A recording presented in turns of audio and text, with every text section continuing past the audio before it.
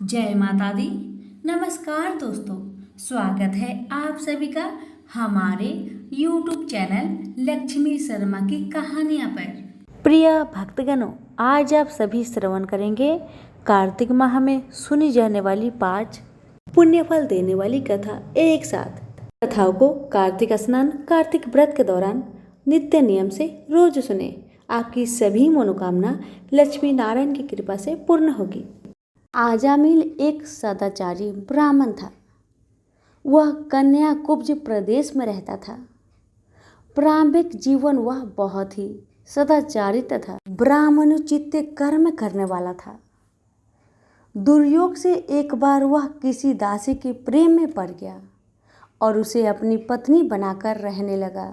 उसकी कुसंगति के कारण उसके विचार दूषित हो गए और दुष्कर्मों से वह अपनी जीविका चलाने लगा।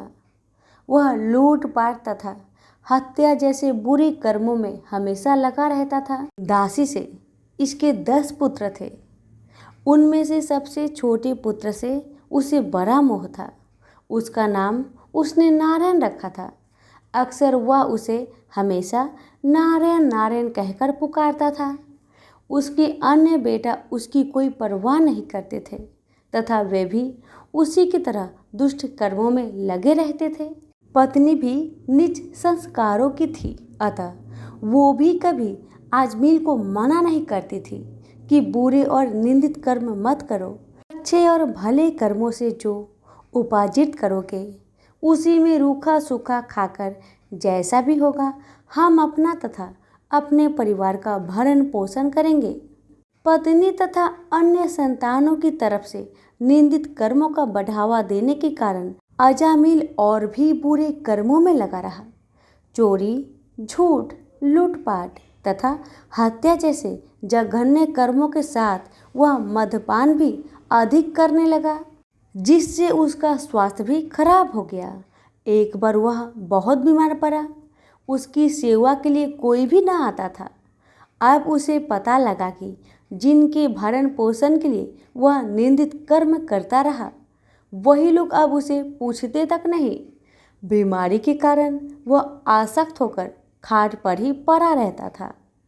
उसमें स्वयं उठने बैठने तथा चलने फिरने की शक्ति भी नहीं रही।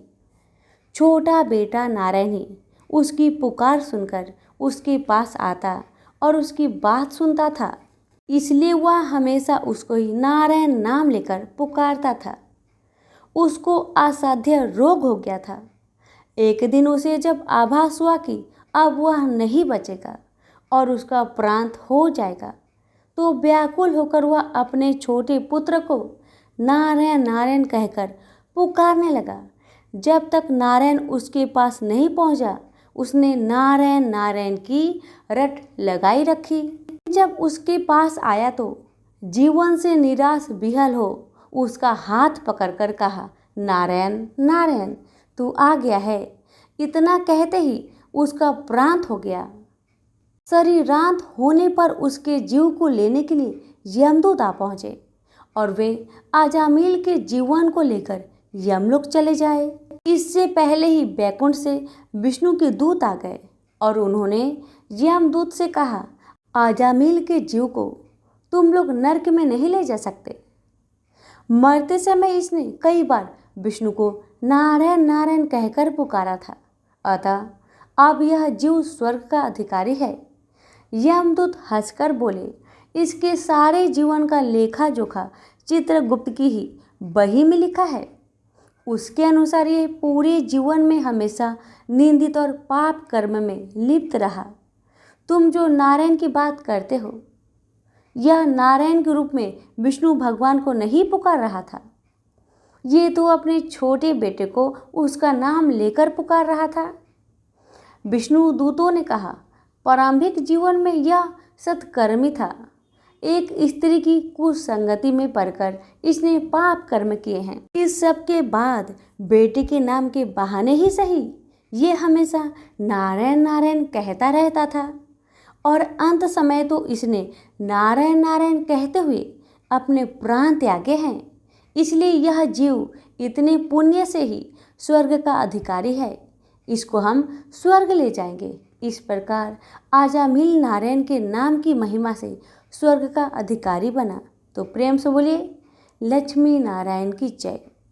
ये पूरी पृथ्वी जलमग्न हो गया था। हर जगह जल ही जल दिख रहा था। केवल भगवान विष्णु ही अपने शेष नाग के सैया पर सोए हुए थे और उनके कानों के मैल से ही मधु और केटव नाम के दो राक्षस जन्म लिए। माया अनुसार उस समुद्र में ही वे प्रतापी दैत्य तरुण हो गए। अब इधर उधर जाकर उनका खेलना कूदना आरंभ हो गया। एक समय की बात है कि वे स्थूलकाय दानव समुद्र में खेल रहे थे। इतने में ही वो दोनों भाई अपने मन में सोचने लगे कि बिना कारण कार्य होना असंभव है। सब जगह यही नियम लागू है। आधार के बिना अध्यय किसी प्रकार ठहर नहीं सकता। हमें तो यही जचता है कि आराध्य देव भाव सर्वथा सिद्ध है। अब यह सुखदायी अगाध जल किस पर ठहरा है। दोनों दानव ऐसे विचार कर रहे थे, ऐसे सोच रहे थे। वो आपस में दोनों बातें कर रहे थे कि किसने इसकी उत्पत्ति की होगी और इसके पीछे क्या कारण होगा। इस जल में हम कैसे आ गए, ये सब का कारण क्या है और हमारे उत्पन्न होने का कारण भी क्या है और हमारे जन्मदाता का नाम क्या है, वो कौन है और कहाँ रहते हैं। यही उनके मन में प्रश्न उठ रहा था बार बार। भी उन दोनों भाइयों ने विचार किया कि हम अपने जन्मदाता का पता जरूर लगाएंगे, चाहे जैसे भी हो। छोटे भाई केटव ने कहा, भैया मधु, इस जल में हमारी सत्ता कायम रखने वाली भगवती शक्ति है। उनमें अपार शक्ति है। वे शक्ति कभी नष्ट नहीं होती।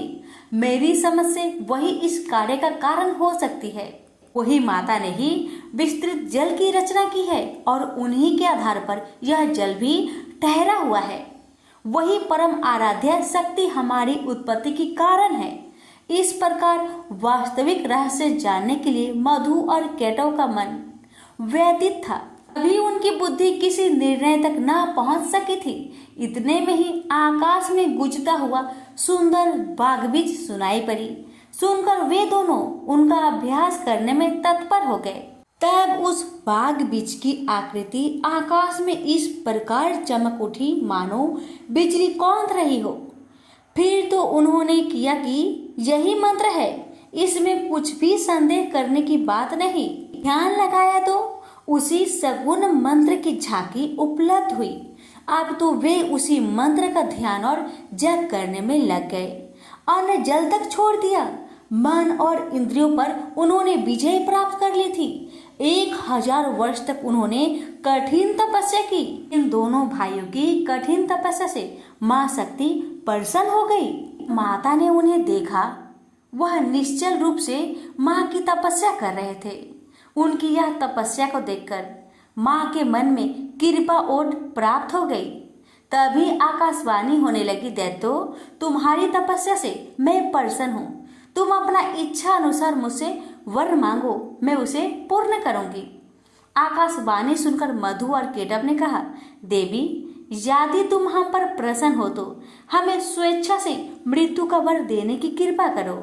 इसका मतलब ये हुआ कि दैत्यों ने माता से वरदान मांगा कि माता, जब तक हम खुद ना चाहे तब तक हमारी मृत्यु ना हो। दैत्यों की बातें सुनकर माता ने कहा, दैत्यो, मैं तुम्हें वरदान देती हूँ कि जब तक तुम नहीं चाहोगे तब तक तुम्हें कोई मार नहीं सकेगा। यह अटल है। देवता और दानव किसी से भी तुम पराजित नहीं हो सकोगे। देवी से यह प्रदान पाकर मधु केटव को अभिमान हो गया। अब तो वो समुद्र में ही जलचर जीवों के साथ क्रीड़ा करने लगे। कुछ समय के पश्चात एक दिन अनायास ही प्रजापति ब्रह्मा जी पर उनकी दृष्टि पड़ी। ब्रह्मा जी कमल के आसन पर विराजमान थे। मधु और केटव में अपार बल था। ब्रह्मा जी को देखकर उन्हें अपार हर्ष हुआ और उनसे दोनों भाइयों को युद्ध करने की इच्छा हुई। दोनों दैत्यों ने पितामह से बोले, सुब्रत, तुम हमारे साथ युद्ध करो। अगर तुम हमारे साथ लड़ना नहीं चाहते तो इसी समय यहाँ से चले जाओ। हाँ, तुम्हारा इच्छा हो वहीं चले जाओ, क्योंकि जब तुम्हारे अंदर शक्ति ही नहीं है तब इस उत्तम आसन पर बैठने का अधिकार तुम्हारा कहाँ रह गया। मधु और केटव की बात सुनकर ब्रह्मा जी सोच में पड़ गए। पता नहीं ये दोनों दानव कितने शक्तिशाली है। शत्रु की शक्ति जाने बिना उनसे युद्ध करना ये समझदारी नहीं होती। इसलिए शेष नाग की सैया पर सोए हुए भगवान विष्णु को जगाना चाहिए। वही इन दैत्यों से वर्षों तक युद्ध कर सकते हैं। ये सोचकर ब्रह्मा जी योग निद्रा की स्तुति करने लगे। ब्रह्मा जी की स्तुति से प्रसन्न होकर योग निद्रा भगवान विष्णु जी के शरीर से हटकर एक और खड़ी हो गई। अब अमित पराक्रमी भगवान श्री हरि के सभी अंगों से निद्रा देवी का अधिकार उठ गया। मधु और केटव के संहार के लिए ही भगवती योग निद्रा ने ऐसी कृपा की थी। भगवान श्री हरि उठकर बैठ गए। अपने सामने ब्रह्मा जी को देखकर उन्होंने पूछा, पद्म योनि ब्रह्मा जी, आप जब तब छोड़कर यहाँ कैसे आ गए? क्यों आप इतने चिंतित हैं? आपका मन भय से अत्यंत घबराया हुआ क्यों है? मुझे बताइए। तब ब्रह्मा जी बोले, भगवान, मधु और केटव दो दैत्य आपके कान के मैल से उत्पन्न हुए हैं।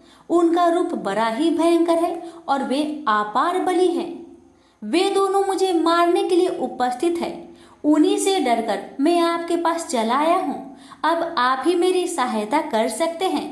विष्णु जी बोले, ब्रह्मा जी, आप चिंता ना करें। वे मूर्ख अपनी आयु खो चुके हैं। अभी युद्ध करने के लिए मेरे पास आएंगे और निश्चय ही मैं उनका वध कर दूंगा।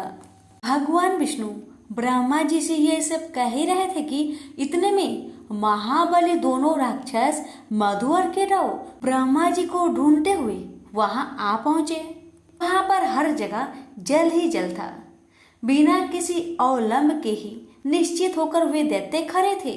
उनके स्वर वाग में अहंकार भरा था। वे ब्रह्मा जी से बोले, भागकर इसके पास चला आया है, क्या ये तुझे बचा सकेगा? युद्ध कर, ये तो देखता ही रहेगा और हम तेरे प्राण हर लेंगे। इसके बाद सर्प के फन पर बैठने वाले इसे भी हम मारेंगे। किंतु पहले अभी तू लड़ ले, या लड़ना नहीं चाहता? अगर तू हमसे नहीं लड़ेगा तो मुझे कह दे कि मैं तुम्हारा दास हूँ, तब मैं तुम्हें छोड़ दूंगा। मधु और केटव की बात सुनकर भगवान विष्णु ने कहा, दानव श्रेष्ठ, तुम इच्छा पूर्वक मुझसे युद्ध कर लो। तुम बड़े ही बली हो, तुम्हें असीम अभिमान हो गया है। यदि युद्ध करने की अभिलाषा हो तो आ जाओ, मैं तुम्हारा अभिमान दूर कर दूंगा। भगवान विष्णु की बात सुनकर मधु और केटव की आंखें क्रोध से लाल हो गया। वे बिना किसी सहारे जल में ही खड़े थे, फिर भी श्री हरि से युद्ध करने के लिए तैयार हो गए। मधु कुपित होकर तुरंत ही भगवान से लड़ने के लिए आगे आ गया। अभी केटव वहीं पर ठहर गया। दो मत वाले पहलवान की भांति भगवान विष्णु और मधु मल्ल युद्ध करने लगे। मधु के थक जाने पर केटव लड़ने आता, जब केटव थक जाता तो मधु लड़ने आता। ये दोनों बारी बारी करके भगवान के साथ लड़ने चले आते। मधु और केटव के साथ भगवान विष्णु लड़ रहे थे। उस समय ब्रह्मा जी और भगवती शक्ति ये दोनों आकाश में खड़े होकर ये दृश्य को देख रहे थे। मधु और केटव को कोई श्रम नहीं हुआ, लेकिन भगवान विष्णु थक गए थे। जब 5000 वर्षों तक लड़ाई होती रही, तब भगवान श्री हरि मधु और केटव की मृत्यु के बारे में विचार करने लगे और सोचने लगे, अरे मैंने 5000 वर्षों तक युद्ध किया, फिर भी इन भयंकर दानवों को श्रम तक नहीं हुआ, इन्हें थकान नहीं हुआ और मैं थक गया हूँ। तो बड़ी हैरानी करने वाली बात है, मेरा बल और पराक्रम कहाँ चला गया? ये दानव सदा स्वस्थ ही कैसे रह जाते हैं? कौन सा ऐसा कारण है इस समय उपस्थित हो गया है? भगवान विष्णु को चिंता करते देखकर मधु और केटव को अपार हर्ष हुआ। तब वे मतवाले दानव मेघ की भांति गंभीर वाणी में बोले, विष्णु, यदि तुम में बल नहीं रहा और युद्ध करने से थकान आ गई हो तो मस्तक तक हाथ जोड़कर कह दो कि मैं तुम लोगों का दास बन गया। यदि यह नहीं जचे, अभी कुछ शक्ति शेष रह गई हो तो आओ मुझसे युद्ध करो, तुम्हें तो हम मार ही डालेंगे, साथ ही इस 4 मुख वाले ब्रह्मा के भी प्राण को हर लेंगे। मधु और केटव दोनों राक्षसों की बात सुनकर भगवान ने कहा, जो थक गया हो, डरा हो, जिसके हथियार गिर पड़े हो, स्वयं गिर गया हो, अथवा जो अभी बालक हो, इन पर कभी भी सुरवीर पर हार नहीं करते, यही सनातन का धर्म है। ऐसे भी इस युद्ध में मैंने 5000 वर्ष तक अकेले ही लड़ा हूँ और समान बल वाले तुम दोनों भाई लड़ रहे हो। तुम दोनों समय समय पर जैसे आराम कर लेते हो, वैसे ही मैं भी कुछ आराम करना चाहता हूँ। आराम करने के बाद मैं फिर तुम दोनों से युद्ध करूंगा, इसमें क्या संदेह है। माना तुम दोनों महान मत वाले सूरवीर हो, परंतु कुछ समय तक ठहरो, मुझे भी तो विश्राम कर लेने दो, फिर न्यायपूर्वक युद्ध करेंगे। भगवान विष्णु की बात सुनकर मधु और केटव शांत हो गए। फिर युद्ध होगा, ऐसा निश्चय करके कुछ समय के लिए दूर जाकर खड़े हो गए। चतुर्भुज भगवान विष्णु ने देखा कि मधु और केटव यहाँ से बहुत दूर चले गए हैं। भगवान ने उनकी मृत्यु क्यों नहीं हो रही है, इसका कारण सोचा। बहुत सोच विचार करने पर उन्हें ज्ञात हुआ कि भगवती ने इन्हें वरदान दिया है, ये जब चाहेंगे वही इनकी मृत्यु हो पाएगी, अन्यथा नहीं। ये कारण है कि ये दोनों दानव अभी तक शांत नहीं हो रहे हैं। मैंने व्यर्थ में ही इतनी घोर लड़ाई की, मेरे परिश्रम का कुछ फल भी नहीं मिला। ये कैसे मरेंगे, ये ठीक जाने बिना अब मैं युद्ध करूं भी तो किस प्रकार करूं।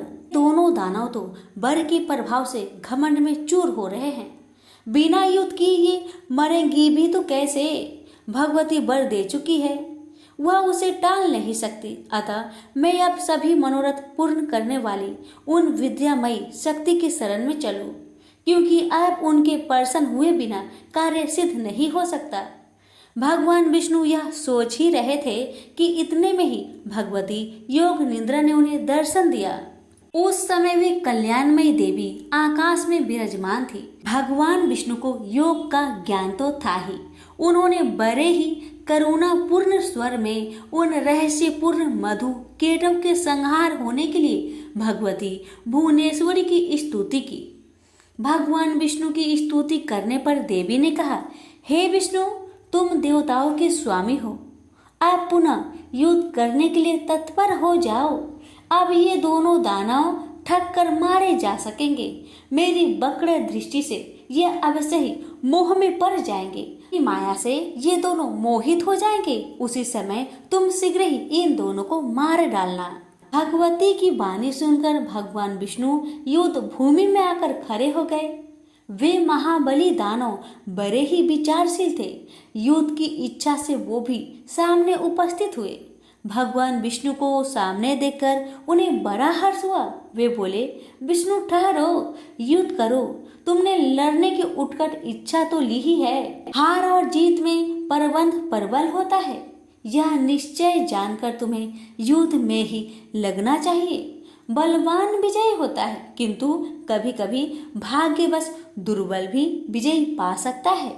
इसलिए महात्मा पुरुष को चाहिए कि किसी भी परिस्थिति में हर्ष और शोक ना करे।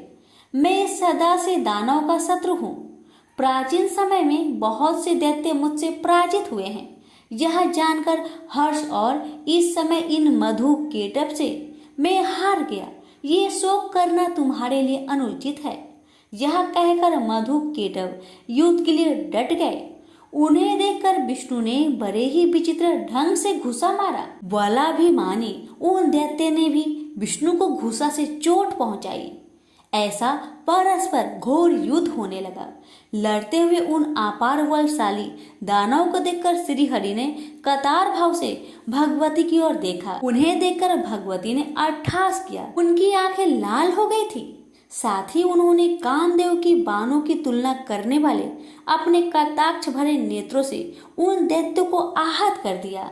भगवती मुस्कुराई हुई तिरछी नजरों से उनकी ओर देख रही थी। उनके उस अवलोकन में प्रेम और मोह भरा था। फिर तो भगवती की तिरछी चितवन को देखकर दुरात्मा मधु और केटव तुरंत मोहित हो गए। मदन शुरू में उनका मन व्यतीत हो उठा। वे देवी की ओर देखते ही रह गए। भगवान विष्णु काम साधने में सतर्क तो थे ही। वे देवी के अभिप्राय को देखकर समझ गए कि अब दैत्य मोहित हो चुके हैं।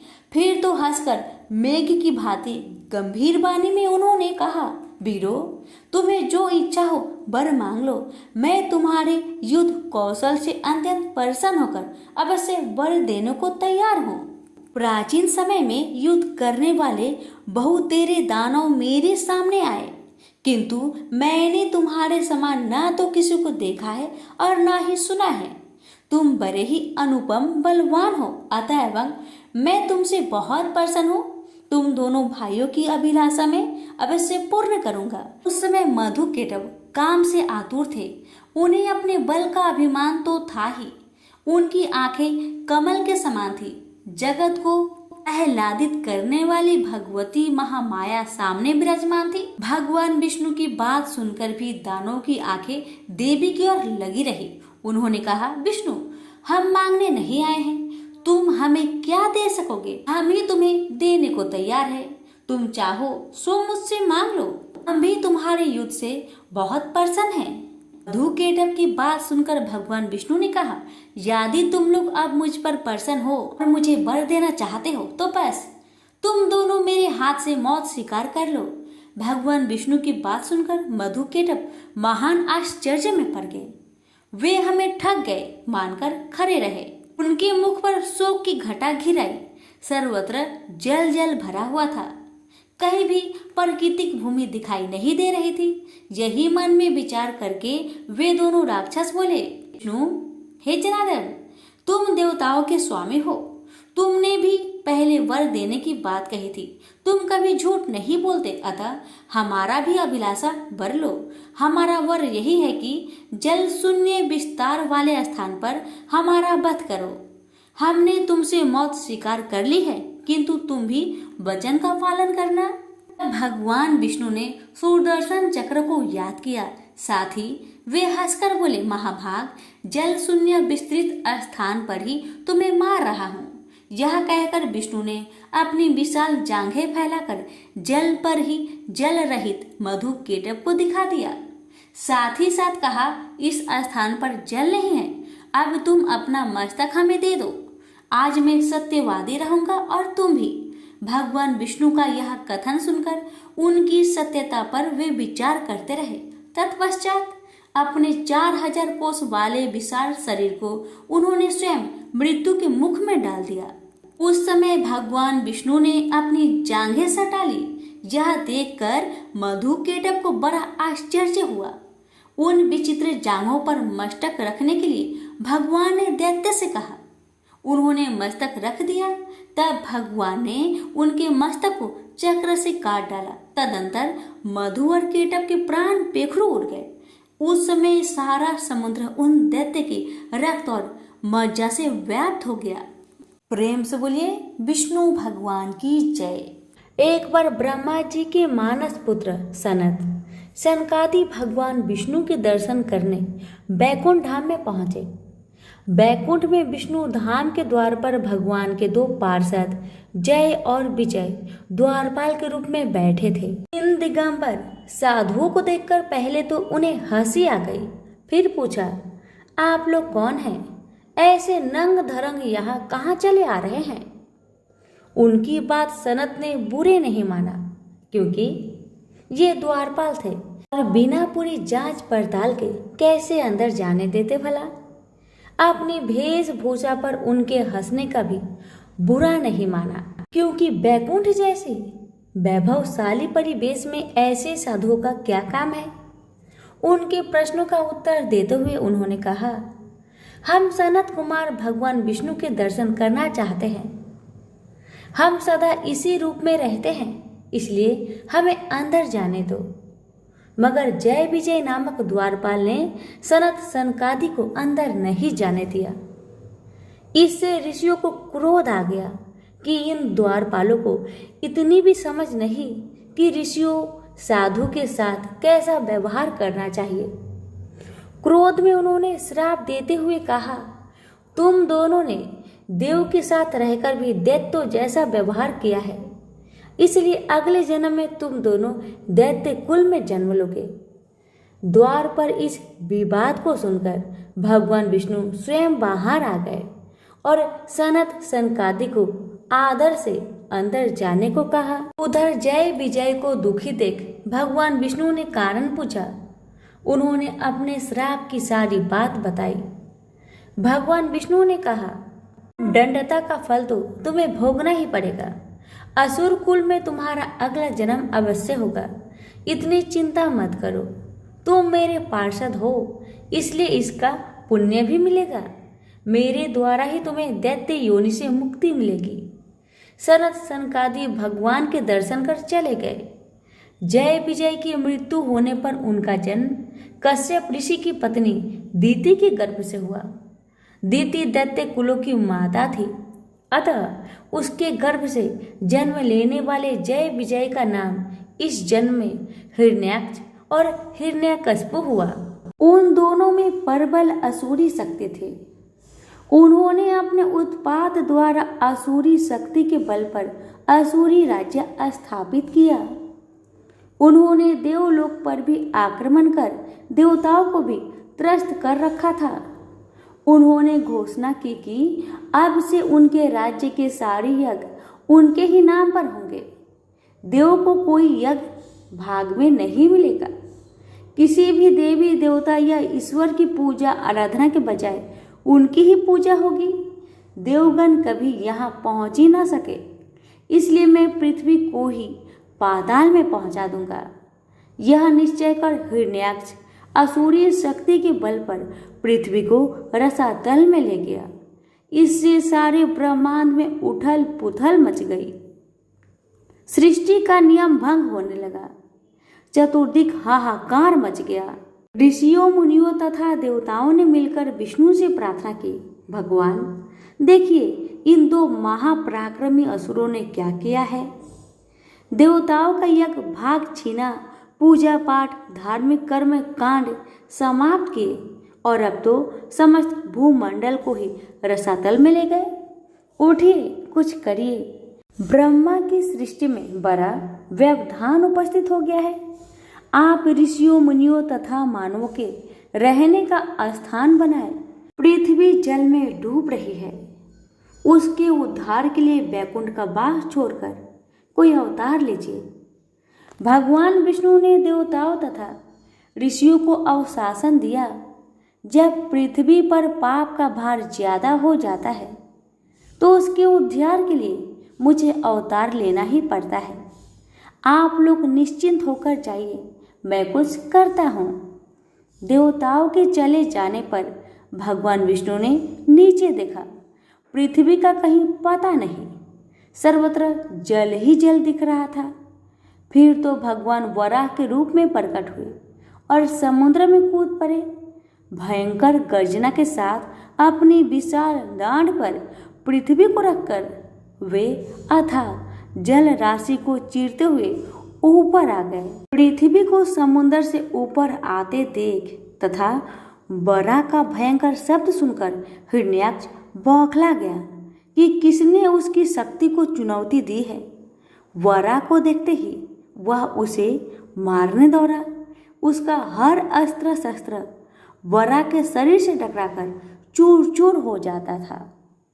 भगवान कुछ देर उसके प्रहार को झेलते रहे और उसके क्रोध को भड़काते रहे।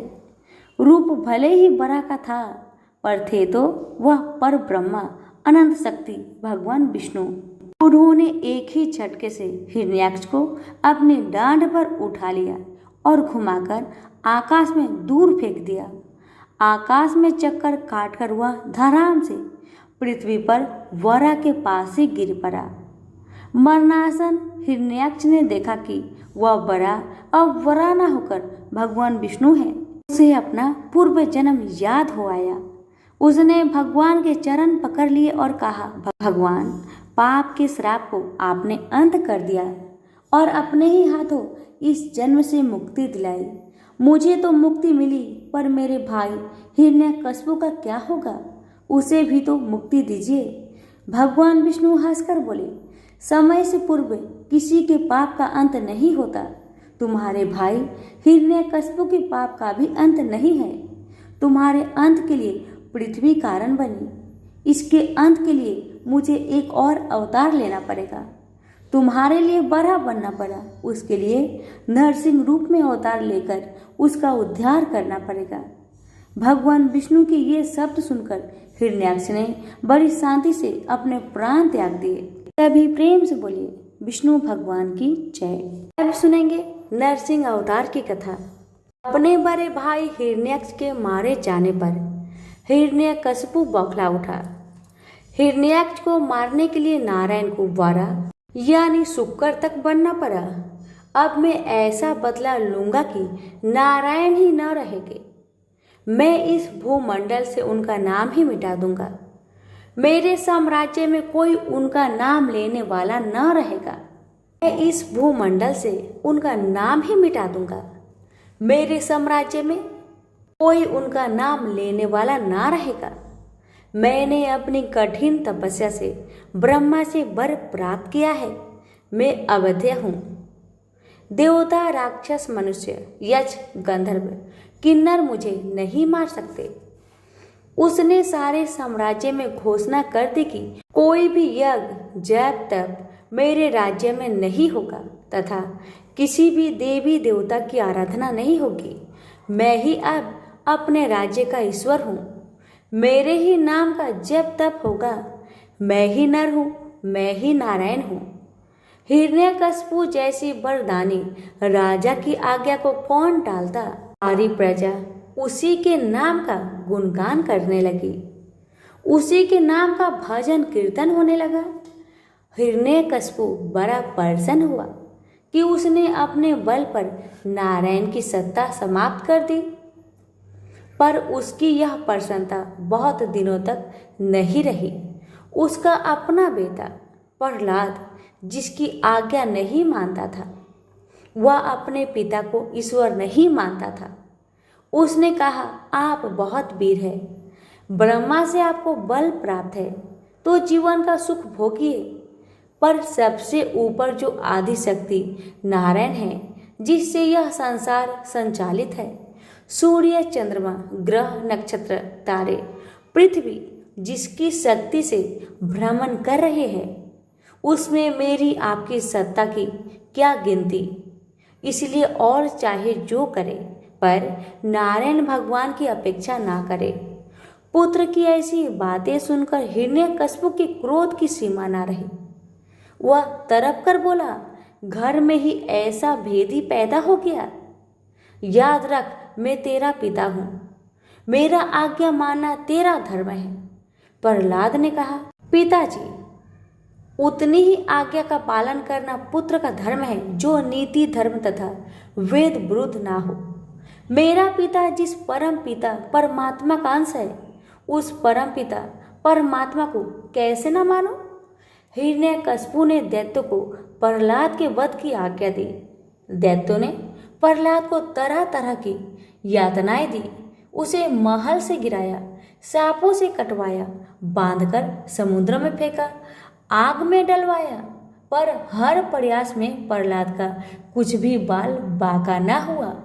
मारने वाले मर गए और वह सारे संकटों से खेलता हुआ निकल आया।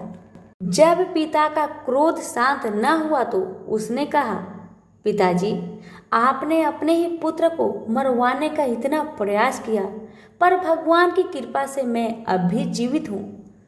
आप अपना हठ छोड़कर नारायण भगवान से विरोध ना करें, वह सर्वशक्तिमान है। हिरण्यकशिपु हार मानने वाला नहीं था। उसने कहा, जिस नारायण ने मेरे भाई हिरण्याक्ष को मारा है, मैं उसे कभी भी अपने राज्य में पूजित नहीं होने दूंगा। मैंने तेरी मृत्यु के लिए दूसरा नियुक्त किया था, पर अब मैं स्वयं तेरी मृत्यु का कारण बनूंगा और देखता हूँ कि कैसे तेरे नारायण तेरी रक्षा करते हैं। ऐसा कहकर उसने भरे दरबार में प्रहलाद को एक खंबे से बांध दिया और खड़क लेकर बोला, अब मैं तेरा वध करता हूँ, अपने नारायण को कह आकर तुझे बचाए। प्रहलाद के चेहरे पर कोई दुख नहीं था। वह हंसकर बोला, यदि मेरा जीवन शेष है तो अवश्य बचूंगा। हिरण्यकशिपु बोला, यहाँ तेरे नारायण कैसे आएंगे? क्या इस खंबे में से आएंगे? प्रहलाद ने कहा, पिताजी, वह सब जगह है। मुझ में, आप में, इस रस्सी में, खंभे में, आपकी खटक में, वो तो सर्वत्र है। उन्हें कहीं आने जाने की आवश्यकता नहीं होती। आप अपने मन की आंख से देखो, वे यहाँ भी दिखाई देंगे। प्रहलाद की बात सुनकर हिरण्यकशिपु का क्रोध अब सीमा से बाहर हो गया। उसने खड्ग उठाकर जैसे ही प्रहलाद पर प्रहार करना चाहा कि एक भयंकर विस्फोट हुआ। खंभा फट गया। उसमें से एक विचित्र आकृति का जीव निकला, जिसका शरीर तो मनुष्य का था, मुख, हाथ, सिंह जैसे थे। वह नरसिंह था। उसने झटक कर हिरण्यकशिपु को गेंद जैसा उठाया और अपनी दोनों जांघों पर उसे लिटाकर अपने विशाल नाखून से उसका पेट फाड़ दिया। उस समय गोधूली बेला थी। इस प्रकार भगवान विष्णु ने ब्रह्मा के वर की रक्षा करते हुए हिरण्यकशिपु का अंत कर दिया। उसके मरते ही उसके राज्य से उसका आतंक का अंत हुआ। ईश्वर भक्त प्रहलाद उसके बाद राजा हुए। उनके राज में धर्म स्थापना हुई। तो प्रेम से बोलिए विष्णु भगवान की जय। बहुत समय पहले की बात है। एक भाई बहन थे। बहन बृहस्पतिवार का व्रत करती थी। बृहस्पतिवार महाराज आते थे। उसे 4 लड्डू, एक चांदी का कटोरा और एक सोने का सिक्का देकर चले जाते थे। भगवान बृहस्पति देव जो बहन को 4 लड्डू देते थे, वह बहन खा लेती थी और चांदी का कटोरा और सोने का टका कोठे में रख देती थी। एक दिन की बात है कि भाभी ने जब बहन का कोठा खोला तो उसने देखा कि कोठा तो चमचमा रहा था। भाभी ने जल्दी से पड़ोसन को भी बुलाया और कोठा को दिखाया कि मेरी ननद इतने कटोरे और सोने के सिक्के कहाँ से लाई होगी, कोठे में जगमग हो रही है। अब पड़ोसन बोली कि अपने आदमी से कहना। भाभी कहने लगी मेरा आदमी तो नहीं सुनेगा। उस पर पड़ोसन ने कहा ठीक है, ऐसा करना कि दाल का चम्मच भात में डालना, भात का चम्मच दाल में डाल देना। उसने वैसा ही किया। ये देख पति ने अपने पत्नी से कहा तुम पागल हो गई हो। तो पत्नी ने कहा पागल तो तुम्हारी बहन हो गई है, क्योंकि कोठे में इतनी जगमगा रही है। ये देखकर भाई क्रोध से भर गया और अपनी बहन से कहने लगा सच सच बताओ, तुम इतने सारे कटोरे और सोने के सिक्के कहाँ से लाई हो? मैं तुम्हें घर से धक्के मार कर निकाल दूंगा। एक दिन की बात है कि भाई ने अपने बहन से कहा बहन चलो मैं तुम्हें मामा के घर ले चलता हूँ। बहन तो जानती थी कि मामा का घर तो नहीं जाते हैं हम। अपनी भाई की मन की बात जानकर बहन ने कहा भाई, जहाँ पर केले का वृक्ष हो और मंदिर हो वहीं पर तुम मुझे छोड़ देना। भाई ने वैसा ही किया जैसे बहन ने बताया था। भाई बहन को केले के पेड़ के पास छोड़कर अपने घर को चला जाता है। बृहस्पतिवार का दिन था। बहन ने केले के वृक्ष की पूजा करी और कथा करी। बृहस्पति देवता आए, 4 लड्डू, चांदी का कटोरा, सोने का सिक्का देकर जाने लगे तो उसका भाई पेड़ के पीछे छुपकर ये सब देख रहा था। भाई ने उसके पैर पकड़ लिए। तब बृहस्पति देवता बोले मेरे पैर छोड़, पापी, कुंवारी कन्या को कलंक लगाते हो। ये तो सत से व्रत करती है। मैं ही इसके व्रत से प्रसन्न होकर 4 लड्डू, चांदी का कटोरा और सोने का सिक्का देकर चला जाता हूँ, और इसका पीछा भूल कर भी मत करना। भाई को अपनी गलती का एहसास हो चुका था। वह अपनी बहन को घर लाया और उसकी भाभी तभी दरवाजे पर खड़ी थी। वह बोली तुम इसे फिर घर लेकर आ गए? उसने बोला ये मेरी बहन है, इसे कुछ मत कहना। मेरी बहन तो बृहस्पतिवार का व्रत करती है। का ही फल भगवान से 4 लड्डू, चांदी का कटोरा और सोने का सिक्का देकर चले जाते हैं। बात पर पत्नी ने कहा अच्छा, मैं भी देखती हूँ इसके बृहस्पतिवार देवता को। इतना कहकर भाभी पूरे गांव के सभी बच्चों को कह आई कि आज मेरी ननद बृहस्पतिवार का व्रत करेगी, तुम सभी आना, सबको 4-4 लड्डू, सोने का सिक्का और कटोरा भी मिलेगा। तो ननद एक पैर पर खड़ी होकर बृहस्पति देव की प्रार्थना करने लगी कि हे बृहस्पति देवता, मेरी लाज रखना। बहन ने बृहस्पति देव से 3 बार कहा और बृहस्पति देवता आए और सब बच्चों को 4 लड्डू, चांदी का कटोरा, सोने का सिक्का दिया और चले गए। इस तरह बृहस्पति देवता जैसे उस लड़की पर कृपा करी, वैसी हम सब पर अपनी कृपा दृष्टि रखना। प्रेम से बोलिए बृहस्पति महाराज की जय। बृहस्पति बार की दूसरी कहानी। किसी गांव में एक साहूकार था, जिसके घर में धन दौलत, अन्न वस्त्र की कोई भी कमी नहीं थी, परंतु उसकी स्त्री बहुत ही कृपण और साधु संत को भिक्षा नहीं देती थी। सारे दिन घर के काम काज में लगी रहती थी। जो कि एक साधु महात्मा बृहस्पतिवार के दिन उसके द्वार पर आए और भिक्षा की याचना की। स्त्री उस समय आंगन को लीप रही थी। वह महिला इस तरह कहने लगी कि साधु महात्मा, मैं इस समय आंगन को लीप रही हूँ, फिर आप किसी दिन आ जाना। साधु महात्मा उस दिन खाली हाथ ही चले गए। थोड़े दिनों के बाद साधु महात्मा फिर भिक्षा मांगने को आए और साहूकारनी उस समय अपने बेटे को खाना खिला रही थी। फिर उसने वैसा ही कहा कि महात्मा, आज तो मैं अपने बेटे को खाना खिला रही हूँ, किसी और दिन आना। फिर महात्मा वहां से खाली हाथ लौट गए। तीसरा बार जब साधु महाराज आए, उसने उसी तरह टालना चाहा, परंतु साधु महाराज कहने लगे कि तुमको बिल्कुल अवकाश हो जाए तो मुझे भिक्षा दोगी। साहूकारनी बोली कि ऐसा हो जाए तो आपकी बड़ी कृपा होगी। साधु महाराज कहने लगे, तुम ऐसा करना कि बृहस्पतिवार के दिन चढ़ने पर उठो और सारे घर में झाड़ू लगाकर कूड़ा एक कोने में कर देना। घर का चौका मत लगाओ और फिर हजामत अवश्य बनाओ। खाना बनाकर चूल्हे के पीछे रखो, सामने कभी न रखो। शाम होने के बाद दीपक जलाया करो।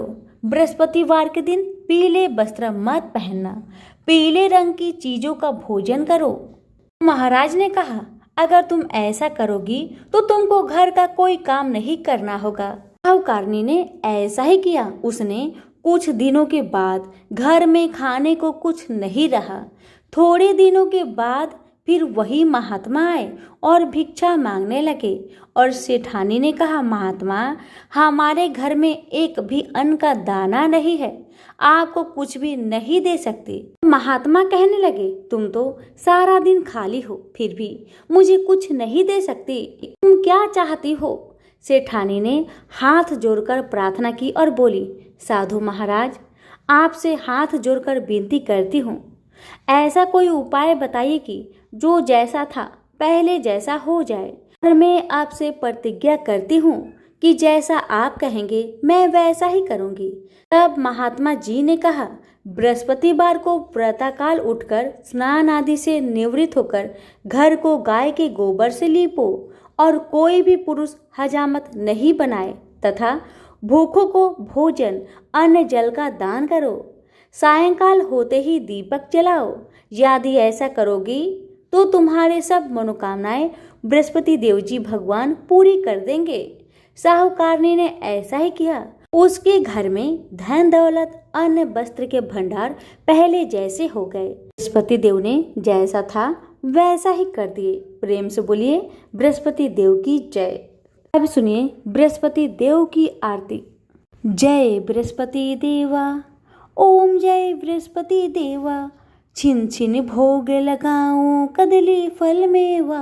ओम जय बृहस्पति देवा, जय बृहस्पति देवा, तुम पूर्ण परमात्मा, तुम अंतर्यामी, जगत पिता जगदीश्वर, तुम सबके स्वामी। ओम जय बृहस्पति देवा, जय बृहस्पति देवा, चरणामृत निज निर्मल, सब पातके हरता, सकल मनोरथ दायक, कृपा करो भरता।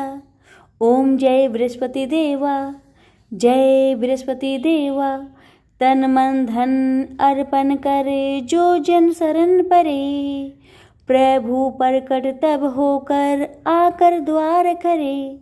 ओम जय बृहस्पति देवा, जय बृहस्पति देवा, दीन दयाल दयानिधि, भक्तन हितकारी, पाप दोष सब हरता, भव बंधन हारी। ओम जय बृहस्पति देवा, जय बृहस्पति देवा, सकल मनोरथ दायक सब संचय हारो, विषय विकार मिटाओ संतन सुखकारी। ओम जय बृहस्पति देवा, जय बृहस्पति देवा।